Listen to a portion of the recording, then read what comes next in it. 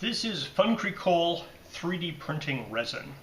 It says functional, creative, colorful.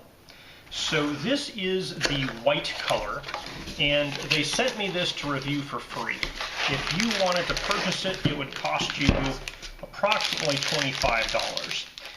So this is their 101 standard resin colored white. So one thing I really appreciate about this third-party resin is right in the listing on Amazon, they have a table that tells me the suggested print settings for my specific printer, which is not this brand's printer. And so that was very helpful. So this shipping bag is difficult to open by hand, so I have no worries that this thing's going to leak in shipping.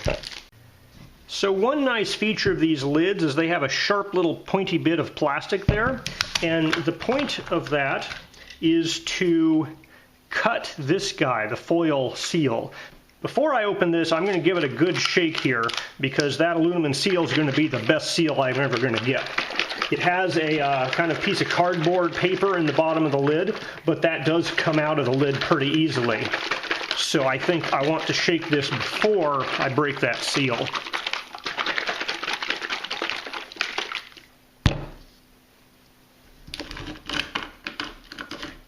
And there is this ring of plastic that separates from the lid when you take it off.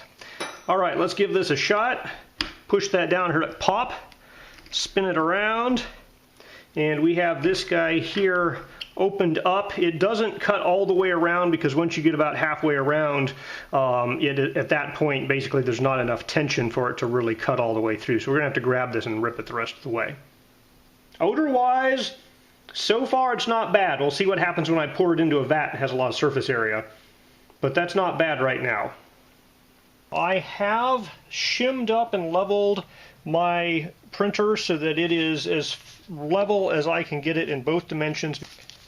So this is very liquid resin, and it needs to have an even coat on the bottom, and so we want this thing to be as level as possible. Now the other option is you can just fill your vat so that even if it's at a slight tilt, it'll still have resin on the film every time it goes down.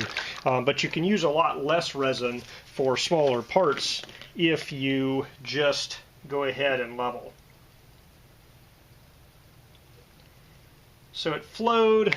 I would call that kind of light cream, thick milk. It's definitely not water consistency, but it's not as thick as many other resins I've used. Odor-wise, right now, doesn't seem too bad. I'll give you a report after a couple of hours of this guy going.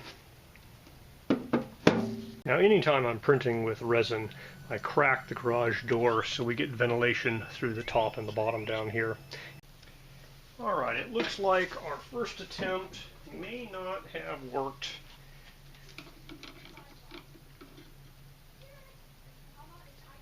So that resin drips off the plate very nicely. You can see here I got a really nice set of support structures, but my exposure test piece did not at all work on this guy, which probably means I have something stuck to the bottom of my FEP film here. So the thin resin rinses quite easily off of the build plate. This is just 30 seconds in there and pretty much all the resin is gone. It looks like it did a pretty nice job on that support structure, but it peeled off the actual exposure test piece off of it. And removing the fruit roll-up of shame that is on the bottom of my bat there. So it has a really nice flow there coming off of the film. So that makes emptying your vat pretty nice. I like the non-sticky nature of this resin because it is flowing really nicely. Just give it some time and you can recover most of it. It's not, it's not getting stuck in the tiny little holes in my funnel. It's flowing all the way down. I don't have to lift the funnel and shake it. So yeah, the only problem is this guy got stuck to my build plate, so I think I'm going to turn up the exposure. I have it at the recommended time. I'm going to turn it up just a little bit.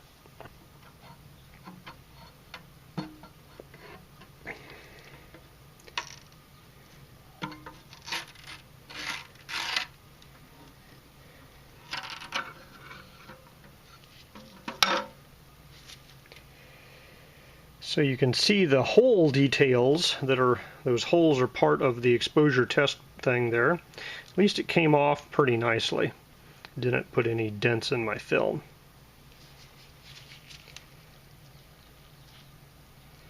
So this support piece feels very flimsy. It's not at all cured yet. So I think I definitely need to up the exposure time a little bit. These guys feel a little bit wobbly and weak, and that might be, this is the fine setting. I might need to go to the medium setting. I'm trying to use the fine setting because I really like the fine supports better. Alright, so pulling this guy off the build plate, it pulled off a little easier than other resins I've done. So I'm going to also increase, I mean, this thing was stuck to the build plate. It seemed to work pretty well, but just given how this stuff feels a little loosey-goosey and it came up a little bit easy, I think I'm going to turn up, I mean, I used 1 minute exposure times. I'm probably going to go to 1 minute and 20-second exposure times on the bottom level, and then up by a second or so the exposures on the layers. Okay, longer exposure time and thicker supports have apparently kept this thing from sticking to the FEP film.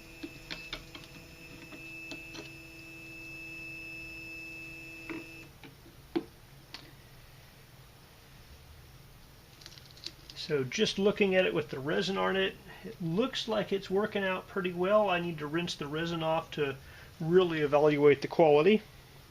So it looks like adding 1 second to my exposure time higher than what the recommended is what fixed this up work pretty well for me. But the logo and the bars, the holes are very nice. Even these super tiny holes aren't even filled in. I got the eye, or the dot on the eye is there, so I think I have enough exposure time. So I'm going to run a real print through and see how it works. Okay, this guy finished overnight. Now, odor? There's some odor. It's not too bad. I've smelled worse from resins. So far it looks like the print quality is just fine here.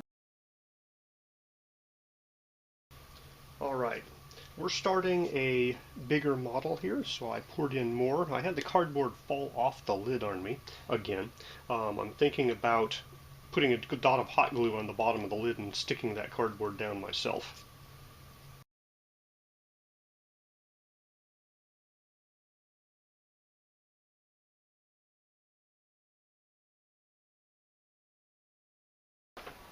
Alright, let's take some of these guys off. So this guy here is super easy. I just popped it.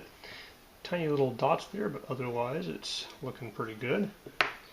So these here are, I think, the medium supports, and these guys here are the light supports. And so those light supports are popping off really easy. This is popping off just a little bit easier than I'm used to with the resin that is branded with my 3D printer. So I'd say this resin is maybe just slightly more brittle, but those are designed to pop off, and so the fact that they're popping off is not terribly surprising. So these medium supports are pretty hefty there. They're, you know, the tips pop off because they have a very tiny little point, but to bend and snap these guys takes a decent amount of force. It was a bit messy to take these guys off, especially the medium size ones, because they would break and snap and throw a lot of this little, you know, shards around. The small or the light supports popped off the piece, and then, you know, they bend, but they don't like throw shards all over the place. So I need to put these two parts together, and I understand there is some UV curing paste that you could use for this. I'm going to be using super glue.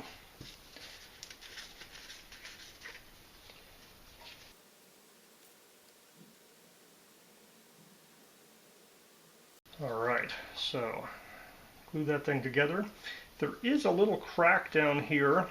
I think that's just the way the model was made. It'll be on the bottom, so it won't matter. This is something that you could fill in with an epoxy putty or a UV curing putty. Okay, it took me one test print to get the exposure level dialed in to where I was happy with it, but then the FUNCRECOL white resin worked really well.